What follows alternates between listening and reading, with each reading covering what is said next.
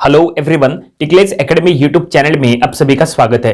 आज के वीडियो में मैग्नेटिक सर्किट ये यूनिट को हम आगे बढ़ाएंगे और आज हम इसका 21st प्रॉब्लम सॉल्व करेंगे। तो क्वेश्चन क्या रहेगा उसके लिए? क्वेश्चन रहेगा estimate the number of ampere turn necessary to produce a flux of 1 milliweber round an iron ring of 5 centimetre square cross section and 20 centimetre mean diameter having an air gap 2 mm wide across it. The relative permeability of the iron may be taken to be 1000। Neglect the leakage flux.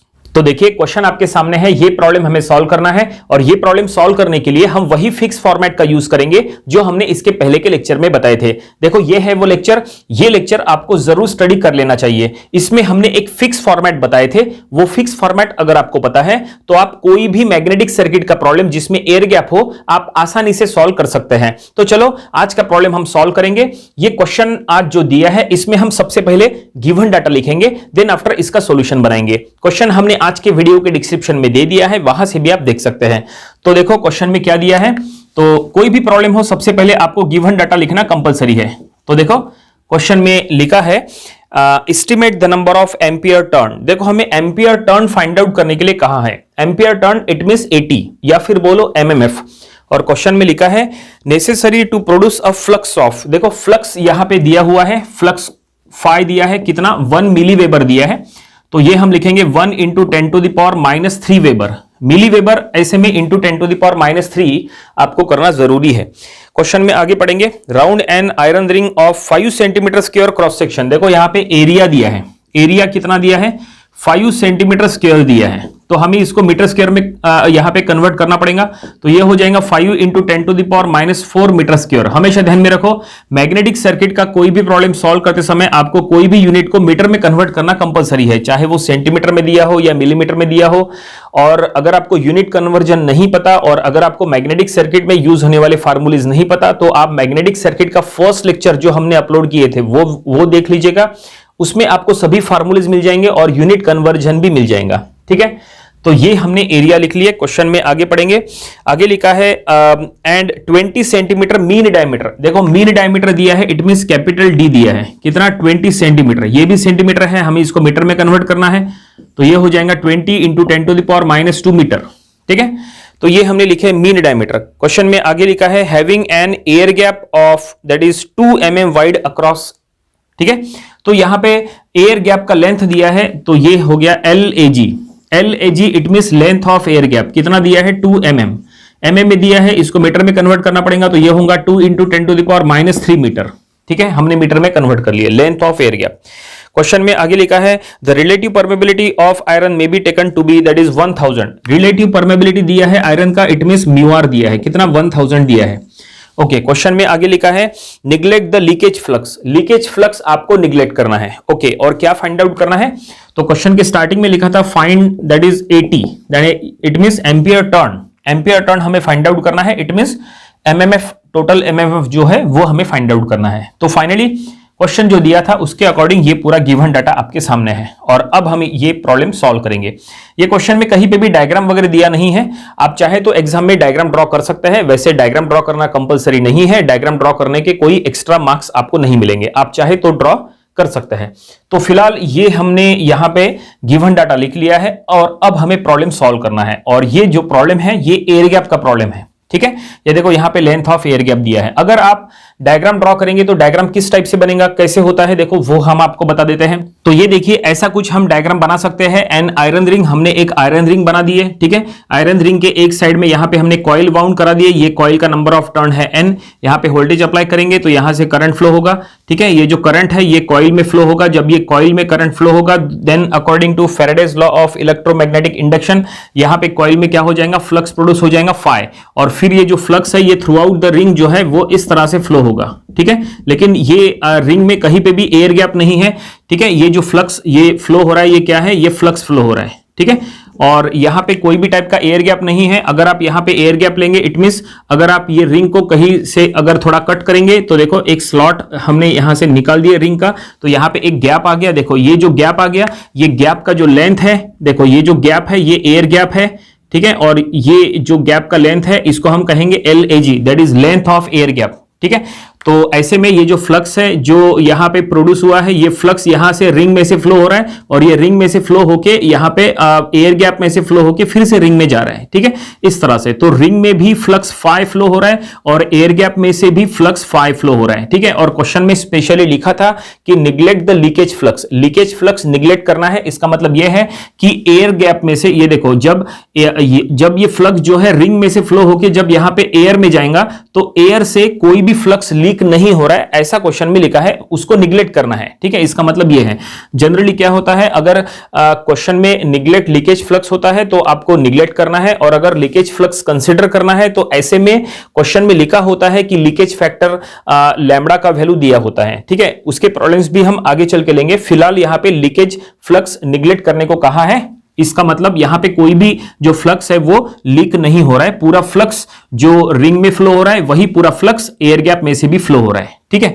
और ऐसे में हमें problem solve करना है और यहां पे ampere turn, total ampere turn, it means 80 हमें फाइंड आउट करने के लिए कहा है, ठीक है। ऐसा आप डायग्राम चाहे तो एग्जाम में बना सकते हैं, लेकिन डायग्राम बनाना कंपलसरी नहीं है, आप बिना डायग्राम के पूरा सॉल्यूशन सॉल्व कर सकते हैं, कोई दिक्कत नहीं है। तो चलो यहां पे अब हम सॉल्यूशन बनाएंगे, और सॉल्यूशन बनाने के लिए कैसे सॉल्व करना, ये आपको अब प्लानिंग करने की जरूरत नहीं है। कौन सा फार्मूला पहले लगाना, कौन सा फार्मूला बाद में लगाना, कैसे सॉल्व करना, उसकी प्लानिंग आपको नहीं करना है। वो इसीलिए क्योंकि हमने एक फिक्स फॉर्मेट बताए थे, जैसा हमने कहा इसके पहले के लेक्चर में, वो फिक्स फॉर्मेट आपको बस पता होना चाहिए। अगर आपने वो फिक्स फॉर्मेट अपने बुक में नहीं लिख के रखा है तो आप अभी भी लिख सकते हैं, कोई दिक्कत नहीं है। फिक्स फॉर्मेट में क्या होता है, देखो, फिक्स फॉर्मेट में आपको दो चीजें पहले निकालना है। पहला है 80 फॉर मटेरियल और दूसरा है 80 फॉर एयर गैप, और फिर एट द लास्ट दोनों 80 को ऐड करना है, तो हमें मिलता है टोटल 80 जो हमें फाइंड आउट करना है, ठीक है। तो ये हम लिखेंगे, सबसे पहले पहला स्टेप रहेगा 80 फॉर मटेरियल, और 80 यानी ही एमएमएफ यानी ही 80, क्योंकि MMF that is magnetomotive force, MMF का फार्मूला होता है N इंटू आई और इसका यूनिट होता है 80, ठीक है। एमएमएफ यानी ही 80 यानी ही एमएमएफ यानी ही N इंटू आई, ठीक है, और 80 यानी भी N इंटू आई, ऐसा, ओके। तो यहां पे हम लिखेंगे 80 और ब्रैकेट में हम लिखेंगे एमएमएफ, ठीक है, और आगे लिखेंगे फॉर मटेरियल, 80 फॉर मटेरियल, और इसको हम कहेंगे दैट इज 80m यानी 80 फॉर मटेरियल, ठीक है, 80m यानी ही एमएमएफ फॉर मटेरियल। और अब हम इसको सॉल्व करेंगे।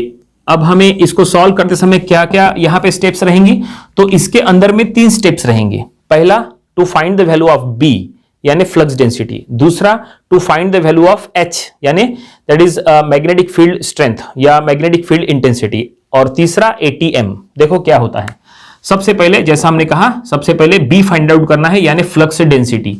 तो flux density B find out करने के लिए फार्मूला होता है phi बाय a, ठीक है। ये स्टैंडर्ड फार्मूला है जो इसके पहले फार्मूले के वीडियो में हमने बताए थे। तो phi और a यहां पे दिया है क्या, बिल्कुल दिया है, देखो phi और a दैट इज एरिया दिया है। तो यहां पे हम लिखेंगे phi कितना है 1 मिली वेबर यानी 1 into 10 to the power -3, and a माने एरिया कितना है, तो ये हम लिखेंगे 5 into 10 to the power -4, okay.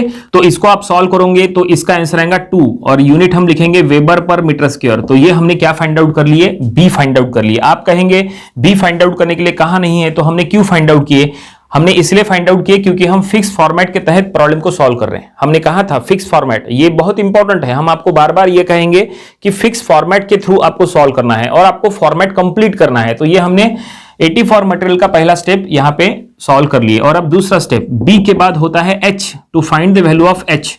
H find out करने के लिए फार्मूला आपको यूज करना है B by mu 0 into mu R, यही फार्मूला आपको यूज करना है, दूसरा कोई फार्मूला यूज नहीं करना है। एच फाइंड आउट करने का दूसरा फार्मूला भी होता है एमएमएफ बाय एल, आप चाहे तो उससे भी निकाल सकते हैं, लेकिन नहीं, फॉर्मेट में हमने जो फार्मूला बताए थे वही फार्मूले का आपको यूज करना है, B by mu 0 mu are.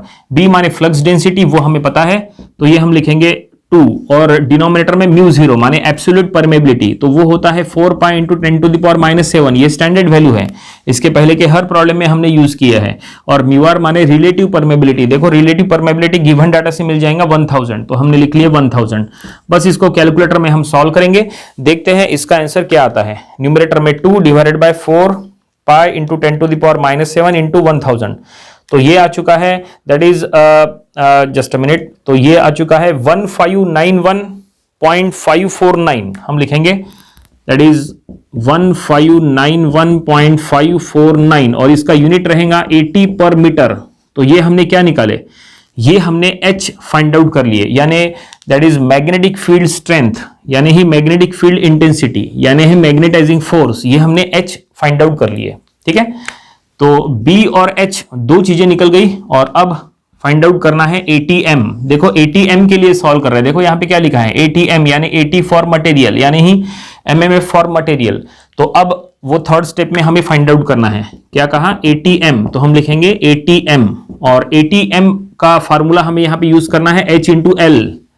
ठीक है, H इंटू L, तो यहां पे H ये हमें पता है और L हमें नहीं पता। देखो गिवन डाटा में कहीं पे भी L माने मीन लेंथ, यानी ही मीन सरकमफ्रेंस, यहां कहीं दिया है क्या, नहीं दिया है, लेकिन यहां पे कैपिटल D दिया है, capital D mean diameter, mean diameter से आप मीन लेंथ आसानी से निकाल सकते हैं। ठीक है, तो हम यहां पे लिखेंगे H इंटू L माने पाई D, ये फार्मूला होता है, ये स्टैंडर्ड है, आप चाहे तो यहां पे लिख सकते हैं सिंस L यानी पाई D, तो ये हमने लिख लिए। ओके, बस यहां पे अब वैल्यूज पुटअप करना है, 1591.549 इंटू यहां पे हम लिखेंगे पाई इंटू 20, कितना है D 20, तो हम लिखेंगे that is 20 into 10 to the power -2। बस इसको कैलकुलेटर में पुट करो तो ये हमें क्या मिल जाएगा, ATM हमें मिल जाएगा। तो ये हम सॉल्व करेंगे 1591.549 into pi into 10 to the power 20 into 10 to the power -2। Calculator में पाई का सिंबल अवेलेबल है, तो आपको पाई का सिंबल यूज करना है। पाई का वैल्यू 3.141, ऐसा मत लिखना, सिंबल दिया है तो आप सिंबल का यूज कर सकते हैं। तो ये आएगा 1000, तो ये हमने फाइंड आउट कर लिया है 1080 का यूनिट रहेगा 80। तो ये हमने क्या निकाले, ये हमने ATM फाइंड आउट कर लिए, यानी AT फॉर मटेरियल, ये हमने सॉल्व कर लिए। ये जो हमने फिक्स फॉर्मेट बताए थे उसमें का ये पहला स्टेप, ये पूरा हमने सॉल्व कर लिए, ये हो गया पहला स्टेप। ठीक है, पहले हमने B निकाले, देन H निकाले, देन ATM निकाले, ये पहला स्टेप हो गया पूरा। और अब दूसरा स्टेप, अब हम निकालेंगे AT फॉर एयर गैप। हमने सिर्फ मटेरियल के लिए सॉल्व किया है, यहां पे दो चीजें हैं, हमें क्वेश्चन में टोटल AT फाइंड आउट करने के लिए कहा है। अगर टोटल AT निकालना है तो आपको टोटल AT निकालते समय आपको मटेरियल का AT अलग निकालना है और एयर गैप का AT अलग निकालना है, और फिर एट द लास्ट दोनों AT को ऐड करना है, तो फिर टोटल AT मिलेगा। अभी हमने मटेरियल का AT निकाल लिए। ठीक है, यहां पे ये मटेरियल यहां से इतना है सिर्फ, और एयर गैप ये इतना है, तो मटेरियल का AT निकल गया और अब ये एयर गैप का AT निकालना है, सिर्फ ये जो एयर गैप है इसका AT निकालना है। उसके लिए भी बिल्कुल सेम स्टेप्स रहेंगी, स्टेप्स बिल्कुल सेम रहेंगी, कोई चेंजेस नहीं है। सिर्फ H फाइंड आउट करते समय आपको यहां पे म्यू कंसीडर नहीं करना है, बाकी स्टेप्स जो है बिल्कुल सेम रहेंगी। एयर गैप के लिए सॉल्व करना है, ये अपने मटेरियल के लिए सॉल्व किए तो मटेरियल का लेंथ आपने यूज किए। जब आप एयर गैप के लिए सॉल्व करेंगे तो यहां पे एयर गैप का लेंथ आपको यूज करना है। फ्लक्स तो सेम रहेगा, हमने कहा था मटेरियल में और एयर गैप में फ्लक्स सेम फ्लो हो रहा है, इसका मतलब जो B का वैल्यू यहां पे निकला है मटेरियल में, यही B का वैल्यू एयर गैप में भी निकलेगा, बिल्कुल सेम। तो आपको डबल फाइंड आउट करने की जरूरत नहीं है, यही आपको डायरेक्टली लिख लेना है। बस आपको H और AT फाइंड आउट करना है, तो चलो वो हम फाइंड आउट करेंगे। तो ये हमने सेकंड स्टेप लिखा है, यहां लिखा है AT यानी MMF फॉर एयर गैप। ठीक है, और इसको हमने नाम दिया है ATAG यानी AT फॉर एयर गैप। ठीक है, तो ये सेकंड स्टेप रहेगा और उसके अंदर भी 3 स्टेप्स रहेंगी जो हमने यहां पे किए थे, जैसा हमने कहा था। तो सबसे पहले रहेगा B, तो B फाइंड आउट करने का फार्मूला फिर से वही रहेगा phi/a, लेकिन जैसा हमने कहा था फ्लक्स जो है वो रिंग में और मटेरियल में और एयर गैप में सेम रहेगा, तो फ्लक्स और A जो एरिया है वो दोनों सेम है, तो B जो है आपको डबल फाइंड आउट करने की जरूरत नहीं है, सीधा हम वही B लिख लेंगे 2 वेबर पर मीटर स्क्वायर, जो हमने मटेरियल के टाइम फाइंड आउट किए थे। तो पहला स्टेप कंप्लीट हो गया इसके अंदर का। और अब दूसरा step, to find the value of H। इसके पहले हमने H फाइंड आउट किए थे, अब वो H का आप यहां पे यूज कर नहीं सकते। इसके पहले का जो H था वो बाय यूजिंग म्यू आर था, लेकिन यहां पे आप without mu R find out करेंगे, क्योंकि एयर गैप के लिए सॉल्व कर रहे हैं। रूल के अकॉर्डिंग एयर के लिए हमेशा म्यू आर का वैल्यू 1 होता है। ठीक है, तो यहां पे H फाइंड आउट करने का फॉर्मूला रहेगा B/μ0 ओनली, सिर्फ μ0, म्यू आर नहीं रहेगा, क्योंकि यहां पे हम लिख सकते हैं since mu R equals to 1 for air.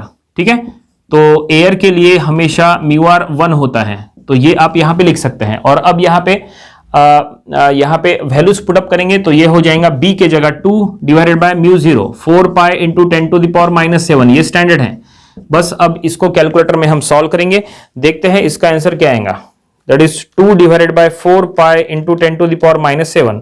तो ये आ चुका है 1.591 इंटू 10 टू द पावर 6, या फिर आप इसको ऐसा भी कह सकते हैं 1591 that is 549 into 10 to the power 3, आप ऐसा भी इसको कह सकते हैं, और इसका यूनिट रहेगा 80 पर मीटर। तो ये हमने H फाइंड आउट कर लिए।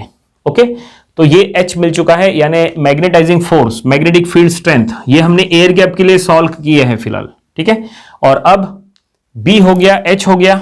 ठीक है, और अब रहेगा थर्ड स्टेप दैट इज 80, लेकिन यहां पे जो 80 निकाले थे उसको हमने कहा था 80m, अब जो 80 निकालेंगे उसको हम कहेंगे 80 AG। देखो यहां पे मेंशन किया है 80 AG, तो ये हम लिखेंगे third that is 80 AG, 80 for air gap यानी ampere turn, that is MMF for air gap. तो इसका formula H into L AG। देखो यहां पे हमने लिखे थे H इंटू L, और लेंथ हमने मटेरियल का लिए थे, और अब हमें यहां पे लेंथ मटेरियल का लेना है क्या? नहीं, एयर गैप का लेना है, क्योंकि हम एयर गैप के लिए सॉल्व कर रहे हैं। तो ये हम लिखेंगे H 1591.549 into 10 to the power 3 into length of air gap. देखो गिवन डाटा से मिल जाएगा, लेंथ ऑफ एयर गैप है that is 2 into 10 to the power -3। तो हम लिखेंगे, और बस इसको अब कैलकुलेटर में पुट करना है, देखते हैं इसका आंसर क्या आएगा। तो ये हम यहाँ पे लिखेंगे 1591.549 इंटू 2, तो ये आ चुका है 3183.098। तो हम लिखेंगे 3183.098, और इसका यूनिट रहेगा अगेन 80। तो 80 फॉर एयर गैप हमने फाइंड आउट कर लिए। ओके, तो इस तरह से ये दोनों 80s को हमने सॉल्व कर लिया है। सबसे पहले हमने निकाले थे 80 फॉर मटेरियल, वो निकला 1000, और अब हमने निकाले हैं 80 फॉर एयर गैप, वो निकाले हैं या दैट इज 3183.098। लेकिन प्रॉब्लम कंप्लीट हुआ क्या? नहीं। अब हमें क्या करना है? अब हमें टोटल 80 फाइंड आउट करना है। दोनों 80s को ऐड करो तो आपको टोटल 80 मिल जाएगा। ठीक है, तो फिर प्रॉब्लम कंप्लीट हो जाएगा। तो ये हम लिखेंगे अब टोटल 80, टोटल 80 यानी टोटल एम्पियर टर्न यानी टोटल MMF। तो हम लिखेंगे 80 for material plus 80 for air gap, दोनों 80s को हमें ऐड करना है। तो 80 फॉर मटेरियल था 1000 प्लस ये है 3183.098, तो इसको ऐड करने से ये हो जाएगा 4183.098, और इसका यूनिट रहेगा अगेन 80। तो ये हमें टोटल 80 मिल गया। ठीक है, टोटल 80 यानी टोटल MMF। ठीक है, तो फाइनली क्वेश्चन में जो फाइंड आउट करने के लिए कहा था वो ये हमने फाइंड आउट कर लिए। क्वेश्चन में कहा था टोटल 80 फाइंड आउट करो, ये देखो, तो ये हमें अब टोटल 80 मिल गया, और फाइनली प्रॉब्लम यहीं पे कंप्लीट हो गया। और ये जो हमने सॉल्व किया है ये पूरा by using fix format solve किया है। कोई भी प्रॉब्लम मैग्नेटिक सर्किट का जिसमें रिंग में अगर एयर गैप हो तो एयर गैप के टाइम आपको यही फिक्स फॉर्मेट का आपको यूज करना है। भले ही आपको 80 फाइंड आउट करना हो, या करंट फाइंड आउट करना हो, या रिलेटिव परमेबिलिटी फाइंड आउट करना हो, या फ्लक्स डेंसिटी फाइंड आउट करना हो, कुछ भी फाइंड आउट करना हो, एयर गैप के प्रॉब्लम्स में आपको यही फिक्स फॉर्मेट का यूज करना है। ठीक है, समझ गए? तो ये फाइनली प्रॉब्लम कंप्लीट हो गया। उम्मीद करते हैं कि ये प्रॉब्लम आपको समझ में आया होगा। ये था मैग्नेटिक सर्किट ये यूनिट का प्रॉब्लम नंबर 21। इसके पहले जो हमने इसके 20 प्रॉब्लम्स लिए थे वो भी आपको स्टडी कर लेना चाहिए, और इसके आने वाले वीडियोस में हम इसके और भी नंबर ऑफ प्रॉब्लम्स कवर करेंगे ताकि इसकी अच्छी खासी प्रैक्टिस हो जाए। तो मिलते हैं नेक्स्ट वीडियो में। Thank you very much.